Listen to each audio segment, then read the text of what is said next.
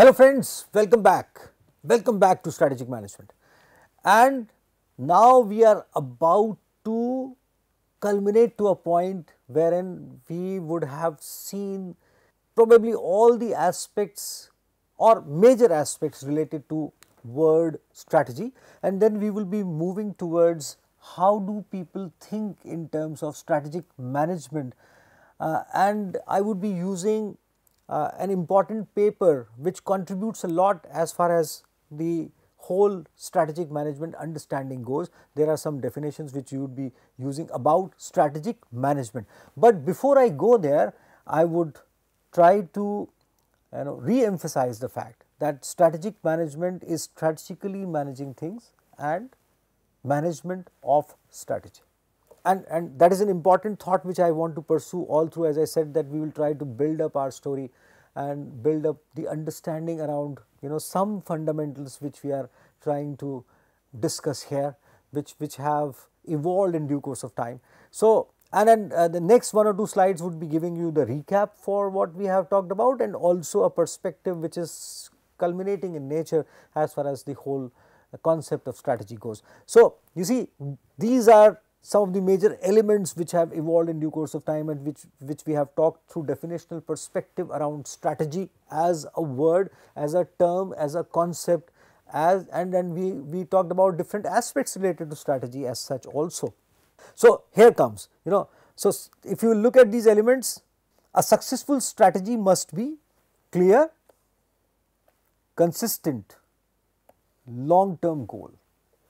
You have to visualize from here till, even if I am not there, means that people who have visualized their organizations, and you see there are some beautiful examples, and this is one of my favorites, and I love to talk about such kind of an example. For example, when Jamshedji thought about what Tatas would do for as far as India goes, Indian economic scenario, and how they would be contributing in global economy as such, what kind of businesses they would choose. He visualized so many things. There is an interesting video on the organization Keepers of the Flame, and that is probably available on YouTube. If you will try to watch that video, you would realize how he conceived, how Tatas would go ahead, what kind of businesses, what kind of organizations they would enter into, how they would integrate those, how all of those would be coordinating for whatever they would be doing in due course of time. Today, Tatas are into EV on one side, on the other side they have TCS, on the other side they have chemical industries, on the other side they have almost all sorts of businesses they do. They are into hotels, they are into technologies, and Tata Technologies is doing an excellent job. And then we can talk about this organization with different kinds of perspectives all through, because you have so many examples alive as far as this conglomerate goes. They have around 100 plus organizations, if I am not wrong, probably some less or some more. But again, the point is that it's a history of almost 150 years. And the kind of contributions they have made in 150 years, I would be deciphering those kind of contributions with examples of several other organizations as well. But I would definitely suggest that this is one of those organizations which you should study, which you should analyze, that how they pursued what they wanted to pursue. And I would be referring to these organizations once again when I would be talking about vision, mission, goals and objectives. So, here comes long term goals. When Jamshedji thought about consistency, clarity, he conceived a successful strategy and strategic frame for with clarity, consistency and for long term goals. A successful strategy has other elements like profound understanding of competitive environment, whom we are competing with. At the time when Jamshedji was conceiving a steel plant in India, whom he was competing with? Was he focusing upon global competition, or was he focusing upon the development of Indian infrastructure, contributing in the development of Indian infrastructure, and then simultaneously competing with best of the organizations and some other kinds of resources which we were using? What was his thought process? If you will realize, and then we will talk about that, then you would look at a very long term picture, a great visualization which he had for Tatas as an organization or as a group of organizations and contribution of that organization in Indian economy.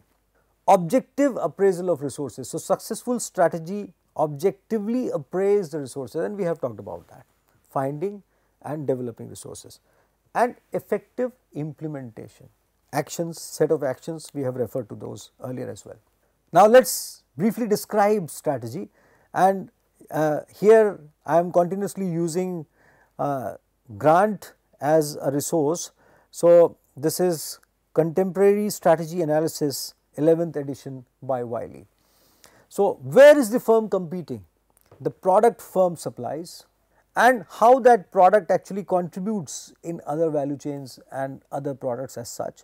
For example, if you are producing carbon black, so carbon black is contributing into tire manufacturing, and tire manufacturing is contributing into automotives, and automotives are contributing into different kinds of usage, and then definitely economic propulsion also, because you are producing trucks, and then whole lot of a situation gets evolved. So starting from carbon black to, and from where carbon black comes, we can go into that aspect as well. So then where is the firm competing? The product the firm supplies, customers it serves, is it into B2B space or B2C space, what kind of customers they serve, what kind of customers they want to develop in due course of time, countries or localities where it serves. Today we have several Indian multinational organizations including Tatas, Mahindras, and so many software companies, and on the other side we have multinationals from other countries as well who are contributing a lot as far as the business here in India goes, and so on. So countries or localities where it serves, levers, they have been in India for a number of years, and on the other side Patanjali kind of organizations, they are becoming multinational, and they are doing international business as such. Several automotive companies, they are doing that, several software companies, they are doing that, and some other activities. So where is the firm competing? How is it competing? Is it related to cost advantage or differentiation advantage, or both?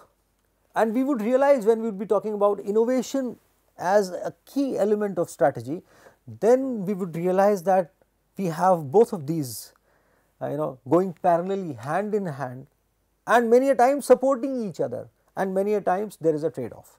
So both the cases would be discussed with you when I would be referring to innovation as a key element with the core aspect. Now a brief example, very briefly, and I would suggest that please fetch it from other resources, from their website, from the book which we are referring to, Kellett, Thompson, Strickland, Gamble, Crafting and Executing Strategy, The Quest for Competitive Advantage by McGraw-Hill Education. It is a good book. So now this example talks about Starbucks and how Starbucks actually they pursue strategy in coffee house markets. So since its founding in 1985, which is not too long back, and you see when we talk about strategy as a long term perspective, now onwards you visualize that if you will study the how Starbucks is growing and what they are doing, and if you will go deeper into this case study, you would realize that how they would pursue this for a larger span. And I definitely suggest that you imagine next 2 decades for this organization, try and analyze environmental factors and so on, and just briefly on the basis of the understanding which we have developed up till now, try and analyze this organization with how they would do in next 2 decades, for example. So since its founding in 1985 as a modest 9-store operation in Seattle, Washington, Starbucks had become the premier roaster and retailer of specialty coffees in the world. Tremendous growth. The key elements of Starbucks strategy in the coffee house industry included, now these are 3 important elements: purchase and roast only top quality coffee beans. That means they reached to the top quality coffee beans. That means their buyers, means people who represent Starbucks to buy coffee beans from around the world, they search for top quality coffee beans, they negotiate for those, they find those, they bring those on board. Reaching to that resource is important. You see, coffee grows in a belt around the earth where equator, it's besides equator all through. So that is called coffee belt. If you will look into the coffee maps around the world, which countries are growing coffee and where it is grown most and how it is consumed most, where it is grown and where it is consumed most, you would realize it's an interesting kind of a thing, and this business holds a lot of prominence in whole of the world. It is one of the largest consumed beverages in the world basically. So Starbucks and Starbucks holds a very good space in this business. So purchase and roast only top quality coffee beans, reaching to the right resource. Foster commitment to corporate responsibility. Commitment is a word which we have talked about when we were talking about the meaning of strategy. Broaden and periodically refresh in-store product offerings. So broaden and periodically refresh in-store product offerings. So here Starbucks is focusing upon resource or resources for reaching to the top quality coffee beans. Then they are focusing upon the processes. Then they are focusing upon developing customers, enhancing retail space. Please visit Statista for understanding how they have increased in their number of retailers around the world as far as their retail outlets go. So, and then they are introducing newer product lines, using this environment, serving the same customer with associated products or products which can be consumed well in the same environment, which fit into the same environment. And they have focused upon the design of the interiors of the organization, uniformity in that, lots of innovation as far as Starbucks service quality goes, the way they offer the products, even their pricing, their cups, their machines, their serving methodology and everything. Just stand in front of a Starbucks outlet and you would realize what I am talking about. Just go into some of the YouTube videos which you would find an ample number everywhere about Starbucks. How Starbucks is shown in movies basically, how Starbucks is serving at the airports or let us say in towns, in cities, and where people go and sit and chat and consume coffee, and apart from that several other things. But their positioning, we talked about positioning, organizational positioning. Starbucks have they have different product lines, but their positioning is very specific. They are a coffee house. So that kind of a thing basically as far as the whole situation goes. Now let us move towards strategic management, but before that look into this graph. Interesting story. 2023, this is the net revenue of Starbucks worldwide from 2003 to 2023 in billion US dollars, $29.46 billion as far as 23 goes, starting from a journey of $4.1 billion in 2003. Very interesting. Now let us look into what strategic management is all about. And it is interesting, strategic management as a field, and we have tried to build up a story around strategic management up till now, and I hope that you have created a picture in your mind. Now let us structure that story. Strategic management as a field is relatively young, as some authors say, and I told you, but then I would add to this, and I would not differ with this view, because they have been recording the story of strategic management with objectivity through organizational understanding and so on, and that is why they say that, and specifically with the perspective of structural implementation of strategic management as an art, which is fairly young in this contemporary world, specifically in relation to the business and the business world.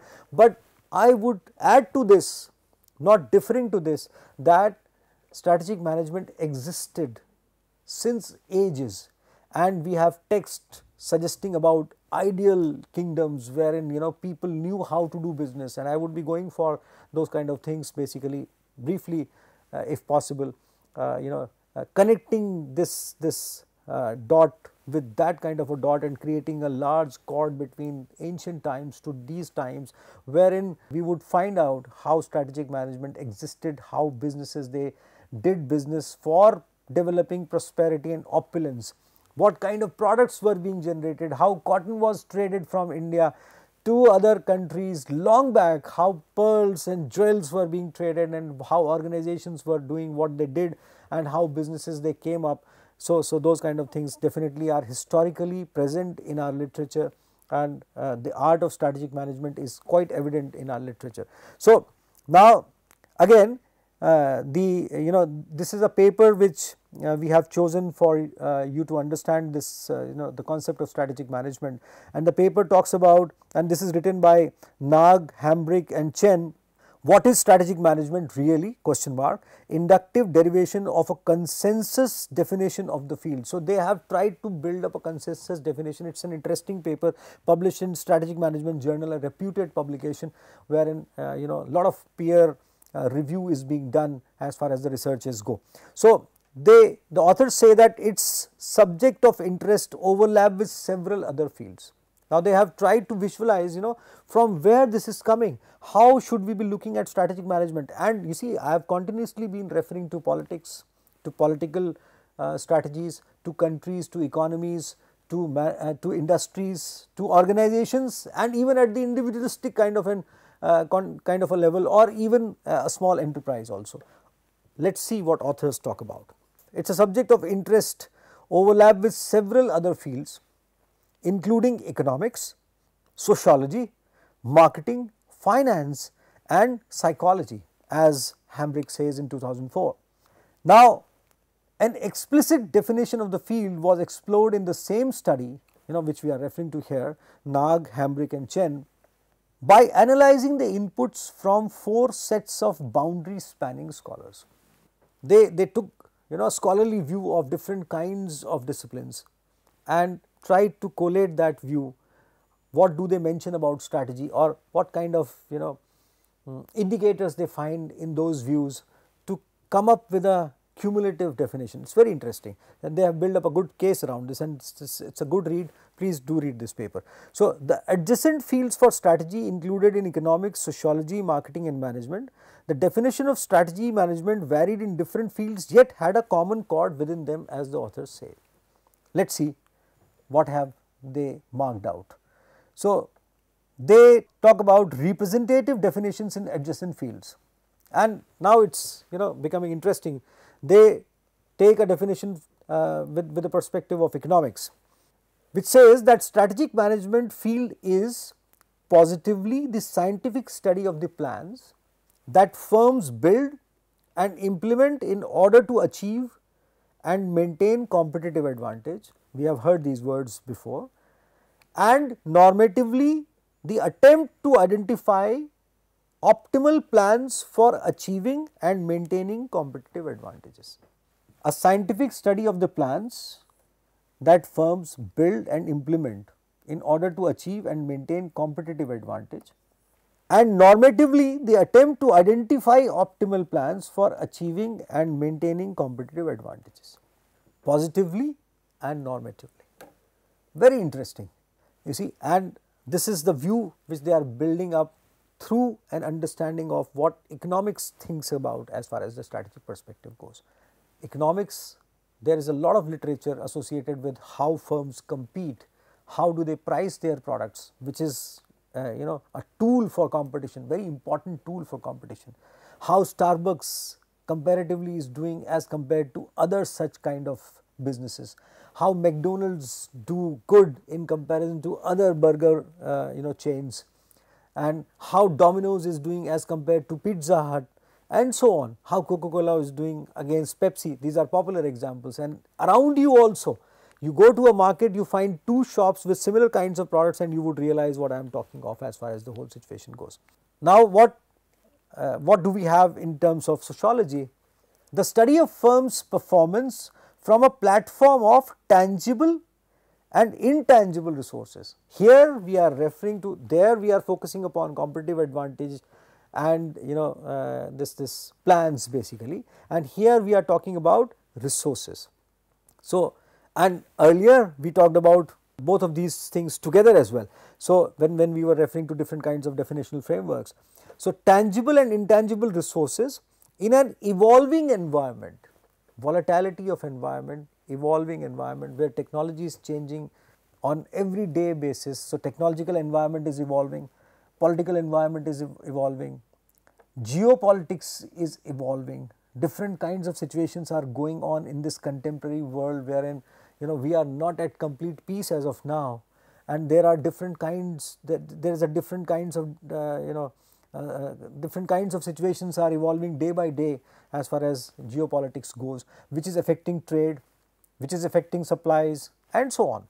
So, in an evolving environment that includes their market and value network.